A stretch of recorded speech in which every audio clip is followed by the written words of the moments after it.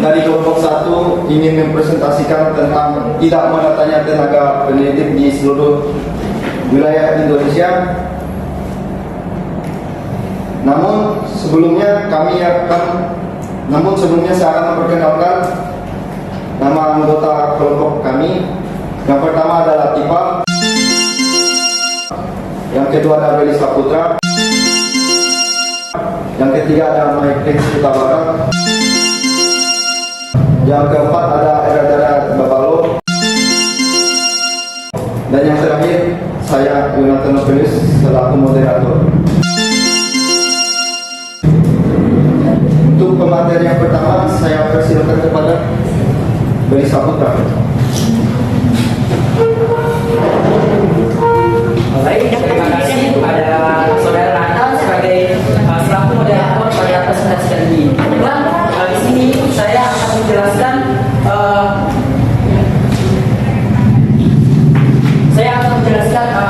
permasalahan yang kami bahas pada presentasi kelompok kami ini, yaitu Menteri Pendayagunaan Aparatur Negara dan Informasi Birokrasi Abdullah Azwar Anas mengatakan sebenarnya guru belum merata antar daerah di Indonesia. Tenaga pendidik menumpuk di Pulau Jawa, tapi ini tidak daerah terpencil. Nah, dapat dijelaskan bahwa banyak sekali permasalahan yang ada di Indonesia ini. Salah satunya itu tenaga pendidikan tidak merata. Di Kalimantan ini banyak sekali contoh permasalahan seperti itu. Banyak persebaran pendidik yang ada di daerah-daerah termaju atau di daerah-daerah kota, namun tidak memperhatikan perkembangan pendidik yang ada di daerah-daerah terpencil, misalnya di pedalaman, seperti yang dapat saya berikan contoh di daerah Subak saja. Nah, di sana pendidikan saja di daerah Sambas itu tidaklah begitu maju, dikarenakan tempatnya terpencil. Nah, jadi di sini Anas sudah menjelaskan bahwa salah satu penyebab ini ketidakmerataan ini adalah banyaknya guru yang mengajukan hasil lomba besar setelah berhasil diterima sebagai aparatur sipil negara atau ASN. Nah, kan banyak sekali dapat kita lihat contohnya. Banyak sekali orang yang berkuliah di contohnya di Kota Pontianak ini. Tetapi pas dia sudah diterima sebagai pegawai negeri sipil, dia akan menetap di daerah tersebut dan tidak lagi kembali ke daerahnya asalnya. Jadi itu juga bisa dapat menjadi salah satu penyebab terjadinya ketidakmerataan dan turunnya pendidikan di daerah-daerah seperti terpencil. Nah, jika fenomena ini terus berlanjut, menurut Anas itu pemerataan tenaga pendidik tidak akan terwujud meskipun jumlah formasi diberikan kepada daerah sudah banyak. Karena itu ia mendorong pemerataan tenaga guru di daerah-daerah, terutama di 3T, yaitu tertinggal, terdepan, dan terluar. Jadi semuanya merata dan adil. Tidak adanya kayak di kota itu banyak sekali tenaga pendidik, sedangkan di tempat-tempat terpencil kurangnya tenaga pendidik. Jadi itulah yang bisa dilakukan untuk mengatasi ini ketidakmerataan ini. Baiklah, sekian dari saya kembalikan kepada moderator. Terima kasih kepada Beli Saputra selaku pemateri yang pertama. Untuk pemateri yang selanjutnya, saya silakan kepada Latifah.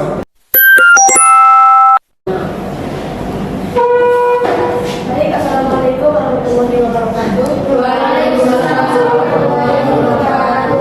Terima kasih sebelumnya kepada moderator yang telah menginstruksikan ke saya untuk mempresentasikan materi kami pada siang hari ini. Baik, faktor penyebab tidak meratanya pendidikan di Indonesia ada dua. Yang pertama, penyebaran guru hanya berpusat di Pulau Jawa dan kota-kota besar. Mengapa demikian?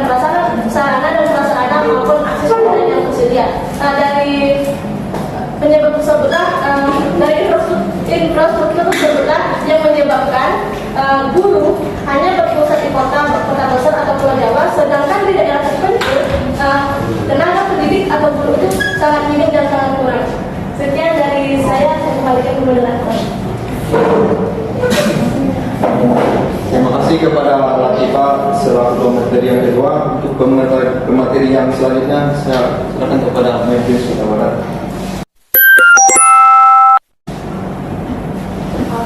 Terima kasih kepada moderator yang memberikan waktu kepada saya untuk melanjutkan presentasi kelompok pada hari ini. Adapun materi yang akan saya presentasikan yaitu mengenai ini gambar ini menjelaskan bagaimana ketimpangan pemerataan guru yang ada di Indonesia. Nah, dan ini ketimpangan guru ini kebetulan ada ketimpangan guru dari survei yang telah dilakukan di Kalimantan Barat dan Nusa Tenggara Timur. Karena berdasarkan berita dan survei yang telah dilakukan, bahwasanya daerah Kalimantan dan Nusa Tenggara, Papua, dan daerah-daerah perbatasan adalah daerah-daerah yang paling minim atau pendidikannya masih sangat tertinggal. Nah, untuk sesuai dengan penjelasan yang disebutkan oleh saudara Rifat tadi, bahwasanya pemerataan guru di Indonesia itu banyak tidak merata itu karena pembangunan infrastruktur yang paling utamanya. Dapat kita lihat di sini di gambar ini bahwasanya jarak lokasi, tengok jarak lokasi. Jika pembangunan infrastruktur tidak bagus, jarak lokasi atau jarak tempuh seorang guru dalam mengajar, contohnya seorang guru itu mengajar itu ke pelosok, sedangkan jalan ke sana itu kan tidak bagus. Hal ini membuat guru itu enggan atau malas, dan banyak guru-guru yang sudah ditempatkan di pelosok itu memutuskan lebih baik mengundurkan diri dan berhenti atau pindah mengajar ke kota. Yang kedua itu hal ini dapat mengakibatkan hasil belajar mulai rendah. Tadi itu kan guru tidak mau mengajar gara-gara jarak tempuh, infrastruktur yang tidak ada, perlengkapan mengajar yang tidak ada. Itu juga dapat mempengaruhi, selain hasil belajar yang rendah, itu juga dipengaruhi oleh ketimpangan dari guru. Nah, sedangkan kita tahu nih kalau gaji guru di Indonesia itu semuanya sama. Sedangkan gimana ya? Kalau secara logikanya tuh bolehlah misalnya gaji guru yang mengajar di pelosok itu setidaknya lebih tinggi sebagai wujud penghargaan nih. Namun untuk peraturan penggajian seluruh guru yang ada di Indonesia itu sama, yang mengakibatkan guru itu menjadi malas untuk mengajar karena gaji itu. Kadang juga ada penurunan gaji dan pemberian gaji yang tidak sesuai. Nah, yang kedua itu adalah kualitas guru. Nah, akibat dari tadi selain itu wilayah di daerah pelosok itu kurang pengawasan dari dinas pendidikan bagaimana kinerja guru di sana. Yang tidak diperhatikan itu kayak guru itu tidak masuk. Harusnya dia cuma mengajar, tapi dia tidak mengajar. Kadang datang seminggu cuma sekali. Padahal seharusnya seorang guru itu harus ada di sekolah, baik dia mengajar atau tidak mengajar selama 14 jam. Slide berikutnya.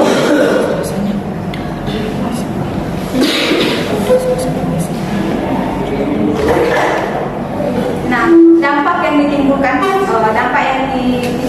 tadi yaitu yang pertama itu pendidikan tidak merata. Pendidikan tidak merata dalam hal ini pendidikan itu bukan berarti bukan berarti tidak lulus SD. Sebenarnya lulus, tapi pendidikan itu kan untuk membentuk pengetahuan. Artinya pendidikan tidak merata, orang-orang itu lulus tapi tidak memiliki pengetahuan. Kayaknya asal lulus gitu, kayak tidak berkualitas. Terus kualitas masyarakat tertinggal. Kualitas sekolah itu dibangunnya sekolah atau pendidikan di satu daerah itu dapat menunjang kualitas penduduk di sekitarnya. Kalian pernah dengar nggak kalau ada sekolah di sekitarnya yang pertama harga tanah jadi mahal, terus muncul bangunan baru atau infrastruktur baru. Nah, dari sini kan kita dapat tahu bahwasannya pendidikan itu juga pengadaan pendidikan itu dapat meningkatkan kualitas masyarakat yang ada di daerah, dapat mengubah pola pikir mereka menjadi lebih maju, lebih lebih mengenal teknologi. Terus untuk rendahnya kualitas pendidikan.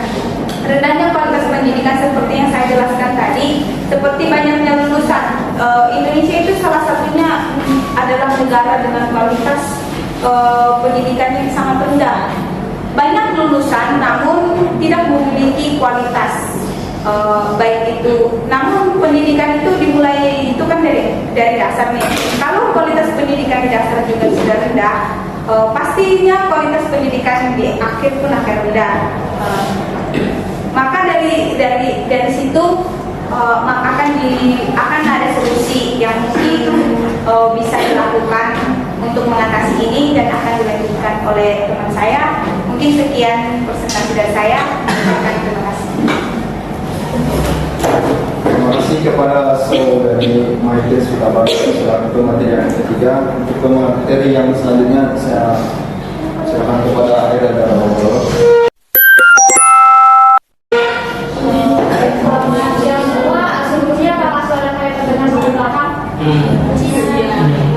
Di sini saya mau menyampaikan solusi dari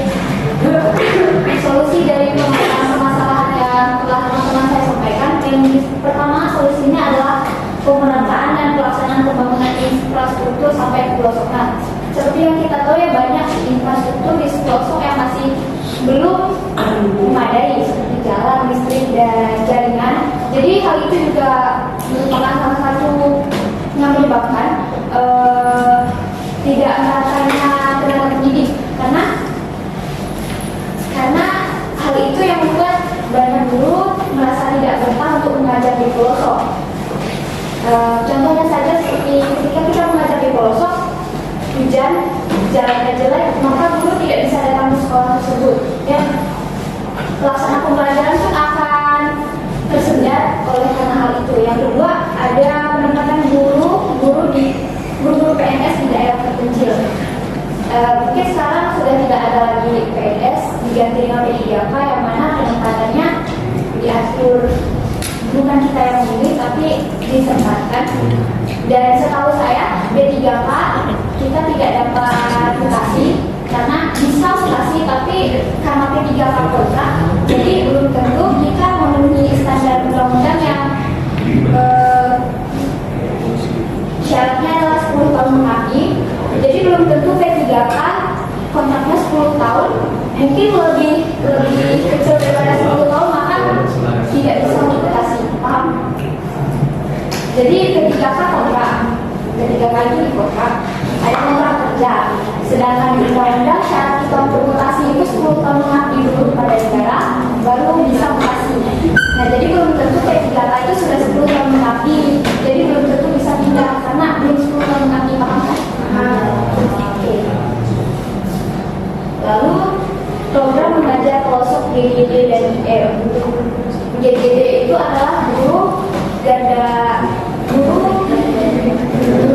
depan, dan IR itulah Indonesia Mengajar. Nah, Indonesia Mengajar ini merupakan lembaga nirlaba yang merekrut dan melatih dan mengirim generasi muda terbaik masa ke berbagai daerah di Indonesia untuk mengabdi sebagai pengajar muda di sekolah dasar dan masyarakat selama 1 tahun.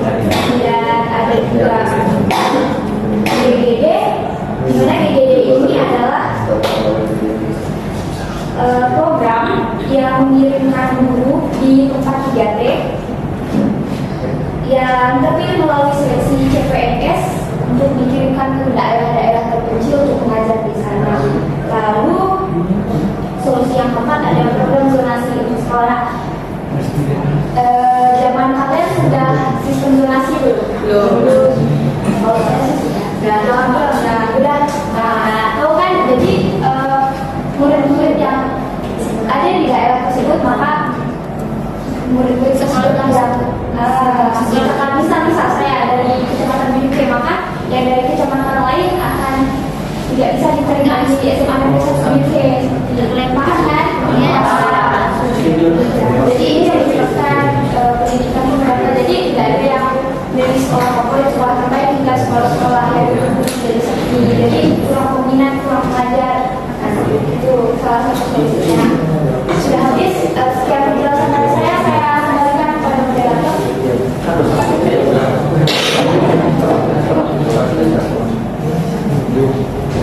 Terima kasih kepada saudari Era dan Bapak Palo selaku pemateri yang hadir.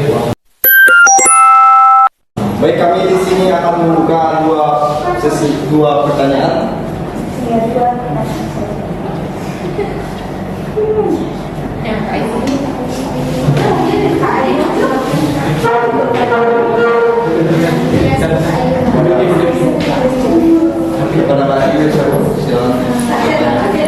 Menurut kalian, bagaimana caranya agar tujuan pemerataan guru ke daerah terpencil bisa membuat peserta didik menjadi mendapat pelajaran yang sama dan perkembangan yang sama juga di kota, sedangkan fasilitas di daerah tersebut belum ada sama seperti di kota gitu. Jadi bagaimana solusinya?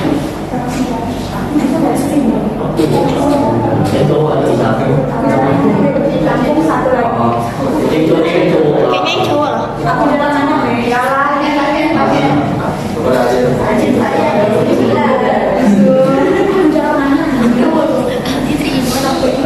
Assalamualaikum warahmatullahi wabarakatuh.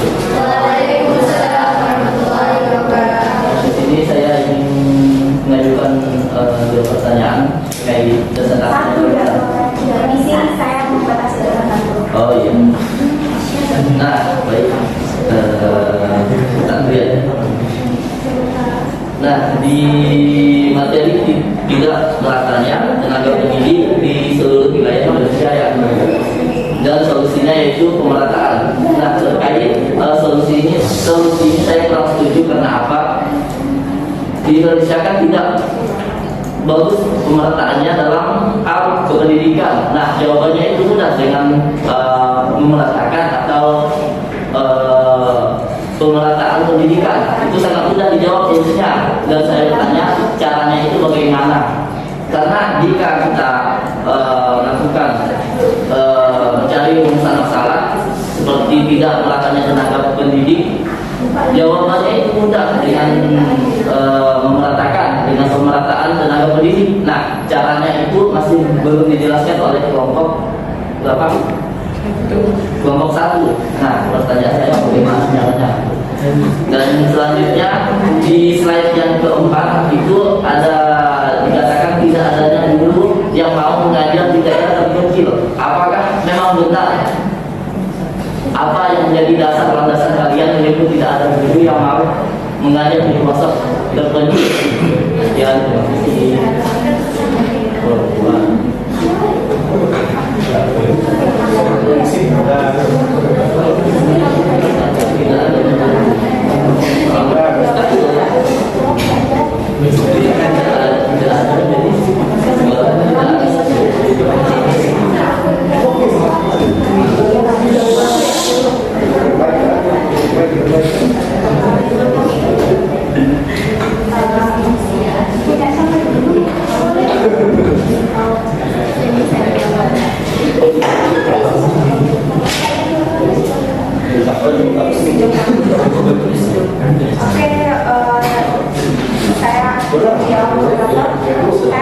Jawab pertanyaan Kak saya dulu soalnya tadi.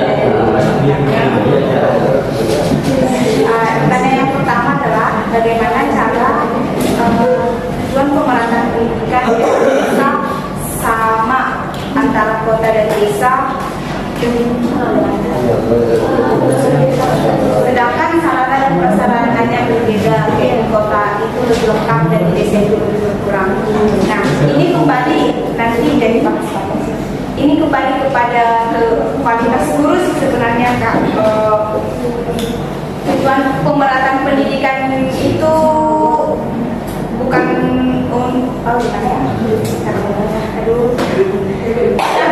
bagaimana kualitasnya kan dimaksud Kakak supaya sama antara di desa dan di kota. Ya, dan sedangkan fasilitasnya tidak ada atau tidak memadai.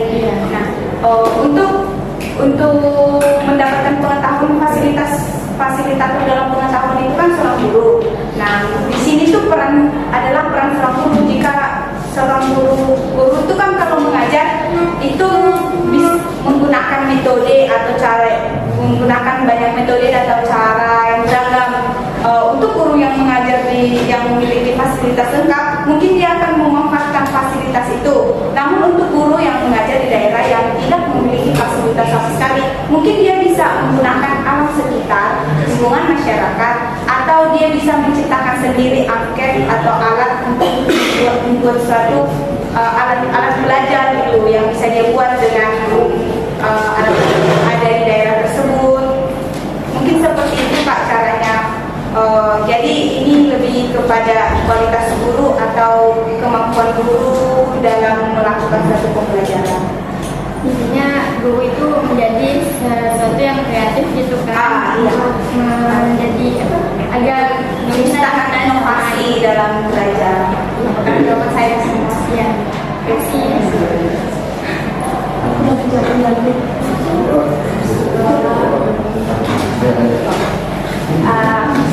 Izin menjawab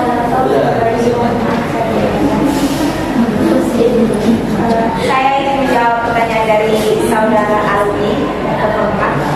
Tadi pertanyaannya itu tentang apa ya? Tolong dibaca sekali lagi soalnya kelompok saya itu. Yang pertama tadi kan kelompok satu kan menyampaikan materi tentang tidak meratanya tenaga pendidikan, sedangkan solusinya itu dengan cara melakukan pemerataan dan melaksanakan pembangunan infrastruktur. Pemerataan kan dengan melakukan pemerataan. Nah, caranya itu bagaimana? Oke. Intinya cara memeratakan guru itu gimana? Iya, tadi kan dari kelompok satu kan cuma Mengatakan pemerataan. Sebenarnya ini salah tanggapannya lebih depannya. Di sini kami tidak menyebutkan pemerataan dulu. Di sini pemerataan dan pelaksanaan pembangunan infrastruktur. Kenapa ini bisa menjadi solusi? Karena dengan contohnya kalau di Hulu contohnya sama kualitas infrastrukturnya dengan di Pontianak, nggak mungkin dong orang-orang IPS di Hulu mau pindah ke sini sedangkan di sana sama aja. Itu yang pertama. Nah, kenapa pembangunan infrastruktur itu juga menjadi solusi? Karena infrastruktur itu banyak, bukan hanya jalan raya, sekolah itu juga termasuk infrastruktur. Nah, jika tidak ada sekolah di sana, guru mengajar di mana? Nah, itu dan jadi kalau menurut saya pembangunan infrastruktur itu merupakan solusi untuk pemerataan guru. Selain itu, orang juga kan kebanyakan jujur saja ya. Saya sendiri tuh juga lebih senang hidup di kota karena infrastruktur lengkap. Yang pertama selain infrastruktur lengkap, akses mobilitasnya mudah. Terus ada layanan-layanan yang dibutuhkan dalam kehidupan tuh ada layanan sosial, layanan kesehatan, itu lengkap, bisa mudah kita akses. Sedangkan kalau di desa tuh kita tinggal di desa nih, jadi di sana yang pertama kita kesusahan dalam mendapatkan layanan-layanan yang kita butuhkan. Otomatis ada juga kan orang yang nggak bisa karena dia sudah terbiasa hidup di kota, dia pindahkan ke desa, dia nggak bisa, ujung-ujungnya kan dia pindah. Nah, jika infrastruktur di kota sama di desa itu sama atau bisa dikatakan seimbang, maka orang-orang juga kan tidak terlalu berat langkah untuk pindah ke desa. Seperti itu. Untuk pertanyaan yang kedua tadi, apa ya? Atas dasar apa kelompok satu menyatakan bahwa tidak adanya guru yang mau mengajar di daerah terpencil? Untuk sebenarnya bukan tidak ada ya, tapi ada tapi sangat minim. Sebenarnya itu sangat minim, tapi dibuat tidak ada supaya ringkas karena PPT kan harus ringkas. Minimnya guru yang mau mengajar di daerah terpencil. Yang pertama, daerah terpencil itu ada yang masih daerah terpencil itu banyak ya. Ada yang masih sangat tertinggal, ada yang setengah tertinggal. Yang tertinggal sekali itu ada daerah terpencil yang sama sekali tidak ada akses dari luar, dan mereka itu masih memiliki budaya yang kalian pernah dengar nggak di Papua itu masih ada itu kalau ada orang baru masuk itu ada yang bunuh. Itu yang pertama. Yang membuat guru-guru tidak ada yang mau ke daerah terpencil. Yang kedua itu akses ke sana. Siapa yang kenal TikToker yang itu yang berkhotbah tuh orang Kalbar tuh. Nah, kan nggak banyak orang kayak dia tuh mau tuh jalannya sampai becek-becek, sampai lumpurnya sampai sebadan, mau terjun. Kan nggak semua orang mau dan kebanyakan orang tidak mau. Nah, tidak mau. Itu yang membuat orang banyak tidak mau mengajar ke daerah terpencil. Selain itu, pemikiran orang di daerah terpencil itu masih ada yang kolot, ada yang tidak bisa menerima pendidikan atau menolak pendidikan karena tidak menurut mereka tidak sesuai dengan budaya mereka. Sehingga orang itu yang pertama itu yang tidak mau itu didorong karena yang pertama rasa takut, terus rasa takut ke daerah terpencil dan tidak adanya fasilitas atau tidak bisa mencapai daerah terpencil atau sulitnya akses ke sana.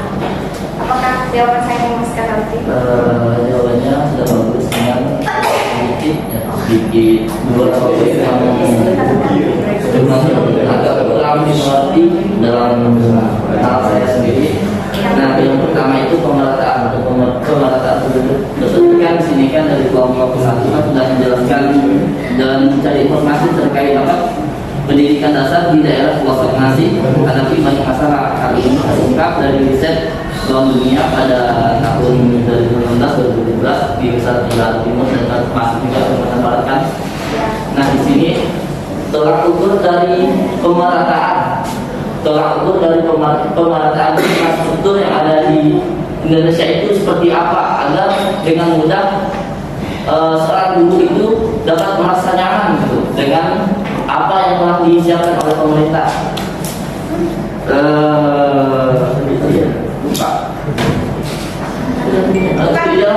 Itu di sini kan coba kasih kesempatan yang lain gitu ya, nilai itu kayak bisa pagi gitu.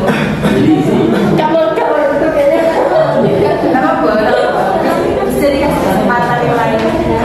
Ya satunya lagi untuk daerah terpencil itu karakter daerah terpencil itu kayak apa sih gitu. Sedangkan kan kalau di Kalimantan Barat kan menurut saya di daerah saya kan sudah bisa dikatakan terpencil, tapi tenaga pendidiknya masih ada gitu. Kenapa menurut kelompok satu tenaga pendidiknya itu belum merata, sedangkan di daerah kami khususnya Kabupaten Sambas itu bahkan ada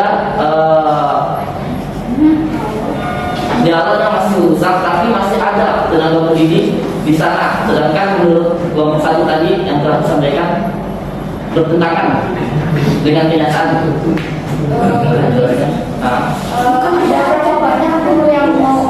Dan tadi kan slide keempat kan ada tuh dicantumkan di poin kedua, tidak ada guru yang mau mengajar di daerah terpencil. Sudah dikatakan tadi bukan tidak ada, tapi minim yang mau. Jadi salah penyampaian informasi yang pertama tadi dan slide-nya atau salah saya nih? Salah slide-nya juga. Jadi bukan tidak ada berarti kan tidak ada sama sekali, satu pun tidak ada. Jadi maksud dari slide kami ini salah tulisan. Maaf ya semuanya. Jadi bukan tidak ada, tapi minim yang ada, sedikit gitu. Bukan tidak ada. Jadi sudah dijelaskan juga tadi kan ini bukan tidak ada. Dan itu kesalahan dari PPP-nya. Nah, setelah untuk pemerataan itu gimana sih minimalnya untuk pemerataan infrastruktur agar guru bisa melalui atau rasa nyaman itu?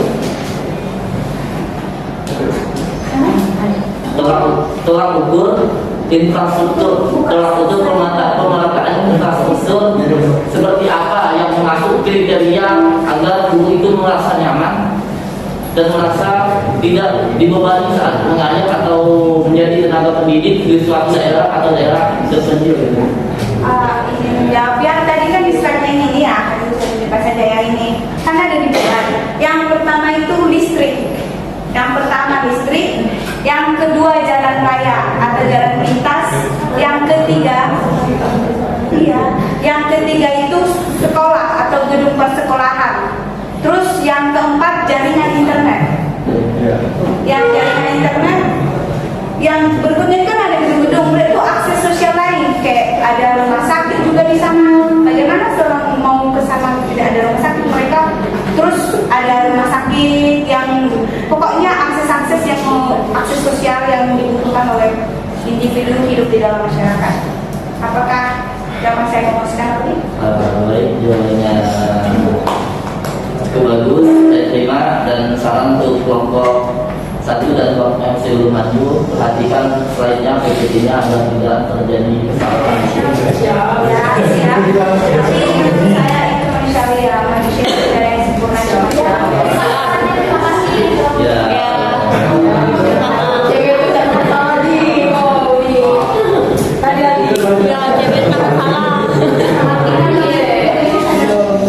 Sekian presentasi dari kelompok kami. Kami mohon maaf bila terdapat beberapa kata kesalahan dari pengucapan penyampaian materi dari kami. Sekian dan terima kasih.